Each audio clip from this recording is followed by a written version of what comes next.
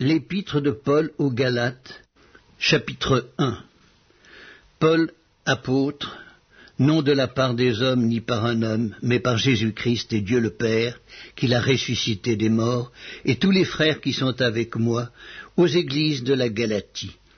Que la grâce et la paix vous soient données de la part de Dieu le Père et de notre Seigneur Jésus-Christ, qui s'est donné lui-même pour nos péchés, afin de nous arracher du présent siècle mauvais, selon la volonté de notre Dieu et Père, à qui soit la gloire au siècle des siècles. Amen. Je m'étonne que vous vous détourniez si promptement de celui qui vous a appelé par la grâce de Christ pour passer à un autre évangile. Non pas qu'il y ait un autre évangile, mais il y a des gens qui vous troublent et qui veulent renverser l'évangile de Christ. Mais quand nous-mêmes, quand un ange du ciel annoncerait un autre évangile que celui que nous vous avons prêché, qu'il soit anathème. Nous l'avons dit précédemment et je le répète à cette heure, si quelqu'un vous annonce un autre évangile que celui que vous avez reçu, qu'il soit anathème. Et maintenant, est-ce la faveur des hommes que je désire ou celle de Dieu ? Est-ce que je cherche à plaire aux hommes ? Si je plaisais encore aux hommes, je ne serais pas serviteur du Christ. Je vous déclare, frères, que l'évangile qui a été annoncé par moi n'est pas de l'homme, car je ne l'ai ni reçu ni appris d'un homme, mais par une révélation de Jésus-Christ. Vous avez su en effet quelle était autrefois ma conduite dans le judaïsme, comment je persécutais à outrance et ravageais l'Église de Dieu, et comment j'étais plus avancé dans le judaïsme que beaucoup de ceux de mon âge et de ma nation, étant animé d'un zèle excessif pour les traditions de mes pères. Mais lorsqu'il plut à celui qui m'avait mis à part dès le sein de ma mère, et qui m'a appelé par sa grâce, de révéler en moi son Fils, afin que je l'annonçasse parmi les païens, aussitôt je ne consultai ni la chair ni le sang, et je ne montai point à Jérusalem vers ceux qui furent apôtres avant moi, mais je partis pour l'Arabie. Puis je revins encore à Damas. 3 ans plus tard, je montai à Jérusalem pour faire la connaissance de Céphas, et je demeurai 15 jours chez lui. Mais je ne vis aucun des autres apôtres, si ce n'est Jacques, le frère du Seigneur. Dans ce que je vous écris, voici, devant Dieu, je ne mens point. J'allai ensuite dans les contrées de la Syrie, de la Cilicie. Or j'étais inconnu de visage aux églises de Judée qui sont en Christ. Seulement elles avaient entendu dire, celui qui autrefois nous persécutait annonce maintenant la foi qu'il s'efforçait alors de détruire, et elle glorifiait Dieu à mon sujet. L'épître de Paul aux Galates, chapitre 2. 14 ans après, je montai de nouveau à Jérusalem avec Barnabas, ayant aussi pris Tite avec moi. Et ce fut d'après une révélation que j'y montai. Je leur exposai l'évangile que je prêche parmi les païens. Je l'exposai en particulier à ceux qui sont les plus considérés, afin de ne pas courir ou avoir couru en vain. Mais Tite, qui était avec moi, et qui était grec, ne fut pas même contraint de se faire circoncire, et cela à cause des faux frères qui s'étaient furtivement introduits et glissés parmi nous pour épier la liberté que nous avons en Jésus-Christ, avec l'intention de nous asservir. Nous ne leur cédâmes pas un instant, et nous résistâmes à leurs exigences, afin que la vérité de l'Évangile fût maintenue parmi vous. Ceux qui sont les plus considérés, quels qu'ils aient été jadis, cela ne m'importe pas. Dieu ne fait point exception de personne. Ceux qui sont les plus considérés ne m'imposèrent rien. Au contraire, voyant que l'Évangile m'avait été confié pour les incirconcis, comme à Pierre pour les circoncis, car celui qui a fait de Pierre l'apôtre des circoncis a aussi fait de moi l'apôtre des païens, et ayant reconnu la grâce qui m'avait été accordée, Jacques, Céphas et Jean, qui sont regardés comme des colonnes, me donnèrent, à moi et à Barnabas, la main d'association, afin que nous allassions, nous, vers les païens, et eux vers les circoncis. Ils nous recommandèrent seulement de nous souvenir des pauvres, ce que j'ai bien eu soin de faire. Mais lorsque Céphas vint à Antioche, je lui résistai en face, parce qu'il était répréhensible. En effet, avant l'arrivée de quelques personnes envoyées par Jacques, il mangeait avec les païens, et quand elles furent venues, il s'esquiva et se tint à l'écart par crainte des circoncis. Avec lui, les autres Juifs usèrent aussi de dissimulation, en sorte que Barnabas même fut entraîné par leur hypocrisie. Voyant qu'il ne marchait pas droit selon la vérité de l'Évangile, je dis à Céphas en présence de tous, « Si toi qui es juif, tu vises à la manière des païens et non à la manière des Juifs, pourquoi forces-tu les païens à judaïser ? Nous sommes juifs de naissance et non pécheurs d'entre les païens. Néanmoins, sachant que ce n'est pas par les œuvres de la loi que l'homme est justifié, mais par la foi en Jésus-Christ, nous aussi nous avons cru en Jésus-Christ, afin d'être justifiés par la foi en Christ, et non par les œuvres de la loi, parce que nulle chair ne sera justifiée par les œuvres de la loi. Mais tandis que nous cherchons à être justifiés par Christ, si nous étions aussi nous-mêmes trouvés pécheurs, Christ serait-il un ministre du péché ? Loin de là. Car si je rebâtis les choses que j'ai détruites, je me constitue moi-même un transgresseur, car c'est par la loi que je suis mort à la loi, afin de vivre pour Dieu. J'ai été crucifié avec Christ, et si je vis, ce n'est plus moi qui vis, c'est Christ qui vit en moi. Si je vis maintenant dans la chair, je vis dans la foi au Fils de Dieu, qui m'a aimé et qui s'est livré lui-même pour moi. Je ne rejette pas la grâce de Dieu, car si la justice s'obtient par la loi, Christ est donc mort en vain. L'épître de Paul aux Galates, chapitre 3. Ô Galates, dépourvus de sens, qui vous a fasciné, vous, aux yeux de qui Jésus-Christ a été peint comme crucifié ? Voici seulement ce que je veux apprendre de vous. Est-ce par les œuvres de la loi que vous avez reçu l'Esprit, ou par la prédication de la foi ? Êtes-vous tellement dépourvus de sens ? Après avoir commencé par l'Esprit, voulez-vous maintenant finir par la chair ? Avez-vous tant souffert en vain ? Si toutefois c'est en vain. Celui qui vous accorde l'Esprit et qui opère des miracles parmi vous, le fait-il donc par les œuvres de la loi ou par la prédication de la foi ? Comme Abraham crut à Dieu et que cela lui fut imputé à justice, reconnaissez donc que ce sont ceux qui ont la foi qui sont fils d'Abraham. Aussi l'Écriture, prévoyant que Dieu justifierait les païens par la foi, a d'avance annoncé cette bonne nouvelle à Abraham. Toutes les nations seront bénies en toi, de sorte que ceux qui croient sont bénis avec Abraham le croyant. Car tous ceux qui s'attachent aux œuvres de la loi sont sous la malédiction. Car il est écrit, maudit est quiconque n'observe pas tout ce qui est écrit dans le livre de la loi et ne le met pas en pratique, et que nul ne soit justifié devant Dieu par la loi. Cela est évident, puisqu'il est dit, le juste vivra par la foi.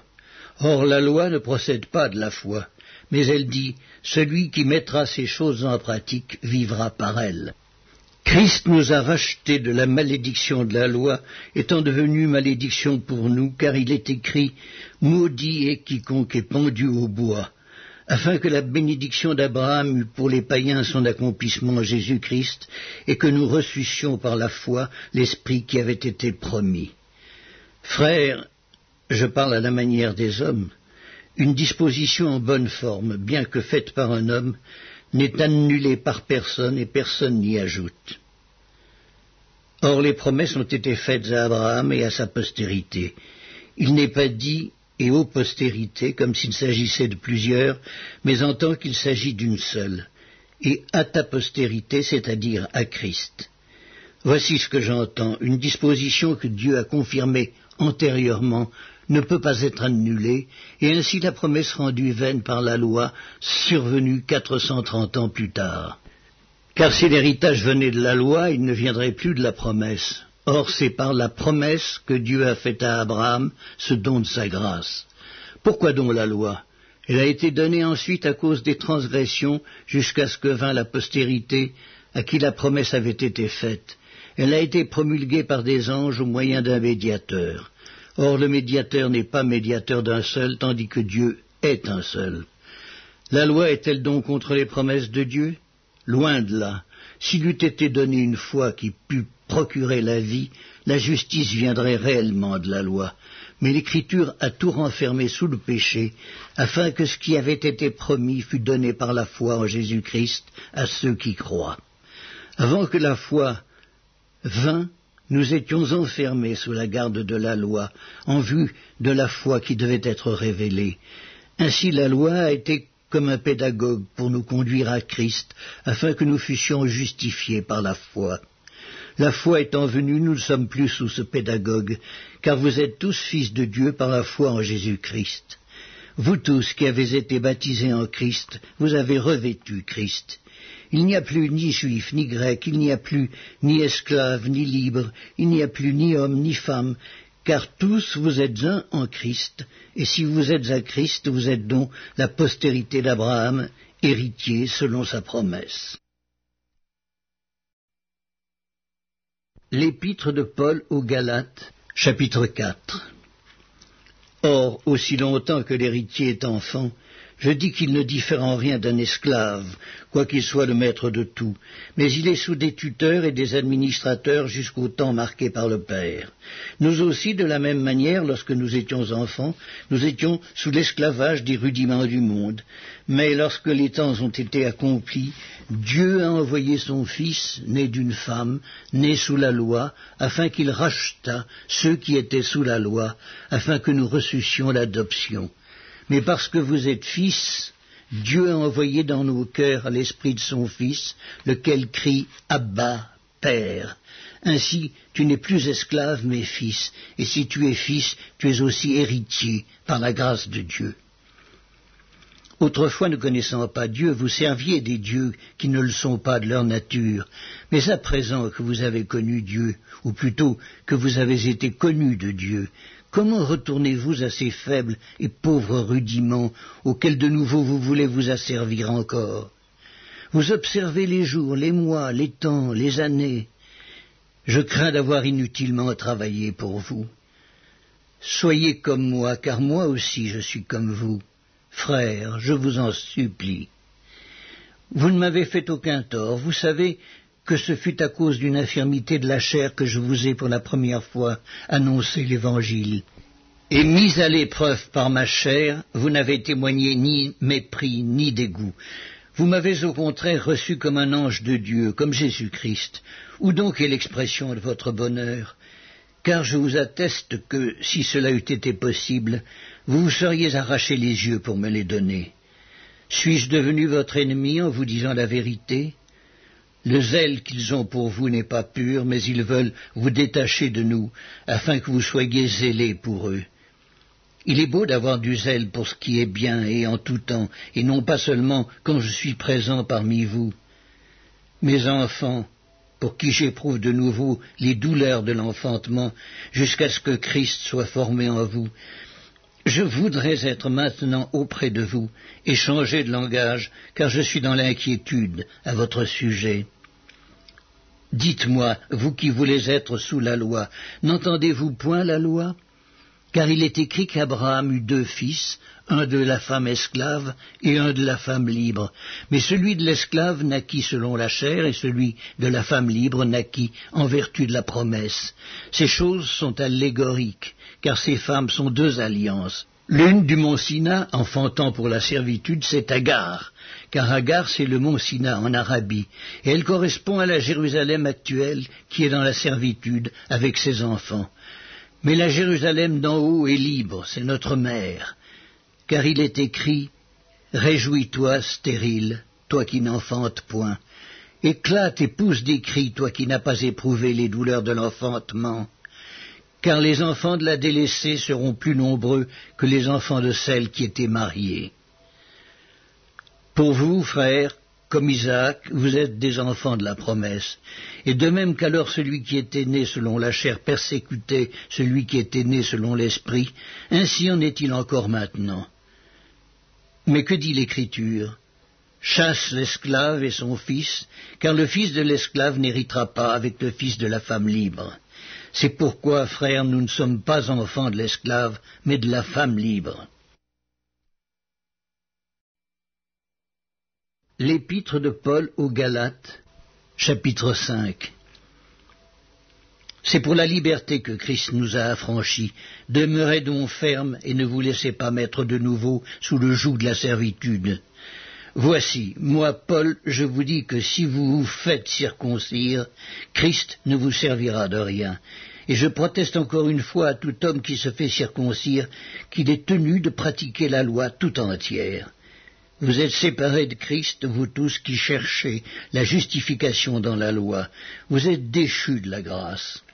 Pour nous, c'est de la foi que nous attendons par l'Esprit l'espérance de la justice. Car en Jésus-Christ, ni la circoncision, ni l'incirconcision n'a de valeur, mais la foi qui est agissante par la charité.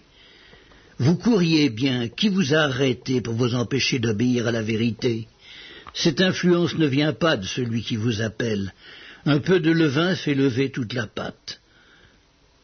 J'ai cette confiance en vous, dans le Seigneur, que vous ne penserez pas autrement. Mais celui qui vous trouble, quel qu'il soit, en portera la peine. Pour moi, frère, si je prêche encore la circoncision, pourquoi suis-je encore persécuté? Le scandale de la croix a donc disparu? Puisse-t-il être retranché, ceux qui mettent le trouble parmi vous? Frères, vous avez été appelés à la liberté, seulement ne faites pas de cette liberté un prétexte de vivre selon la chair, mais rendez-vous par la charité serviteurs les uns des autres, car toute la loi est accomplie dans une seule parole, dans celle-ci, tu aimeras ton prochain comme toi-même. Mais si vous vous mordez et vous dévorez les uns les autres, prenez garde que vous ne soyez détruits les uns par les autres. Je dis donc, marchez selon l'esprit, et vous n'accomplirez pas les désirs de la chair, car la chair a des désirs contraires à ceux de l'esprit, et l'esprit en a de contraires à ceux de la chair. Ils sont opposés entre eux, afin que vous ne fassiez point ce que vous voudriez. Si vous êtes conduits par l'esprit, vous n'êtes point sous la loi.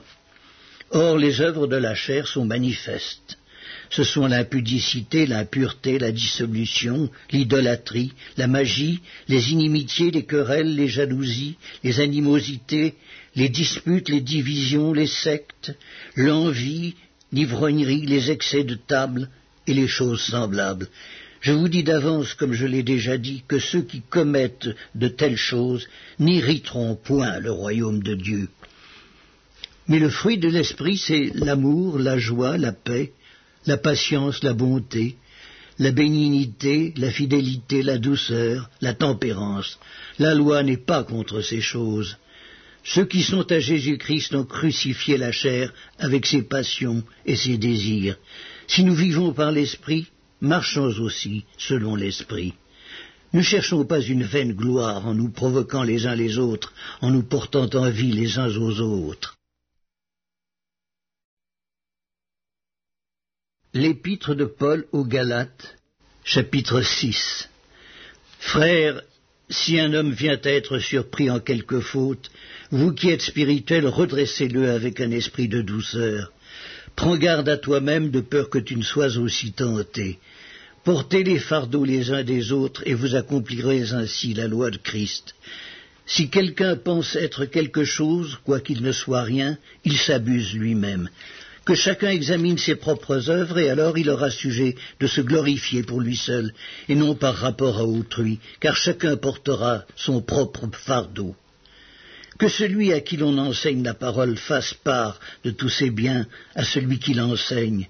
Ne vous y trompez pas, on ne se moque pas de Dieu. Ce qu'un homme aura semé, il le moissonnera aussi. Celui qui sème pour sa chair moissonnera de la chair la corruption. Mais celui qui sème pour l'esprit moissonnera de l'esprit la vie éternelle. Ne nous lassons pas de faire le bien, car nous moissonnerons au temps convenable si nous ne nous relâchons pas. Ainsi donc, pendant que nous en avons l'occasion, pratiquons le bien envers tous, et surtout envers les frères en la foi. Voyez avec quelle grande lettre je vous ai écrit de ma propre main. Tous ceux qui veulent se rendre agréables selon la chair vous contraignent à vous faire circoncire uniquement afin de n'être pas persécutés pour la croix de Christ. Car les circoncis eux-mêmes n'observent point la loi, mais ils veulent que vous soyez circoncis pour se glorifier dans votre chair.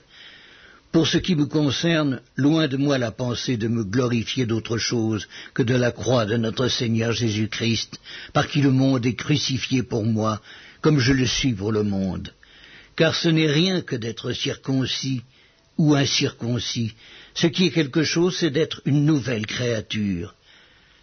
Paix et miséricorde sur tous ceux qui suivront cette règle et sur l'Israël de Dieu. Que personne désormais ne me fasse de la peine, car je porte sur mon corps les marques de Jésus. Frères, que la grâce de notre Seigneur Jésus-Christ soit avec votre esprit. Amen.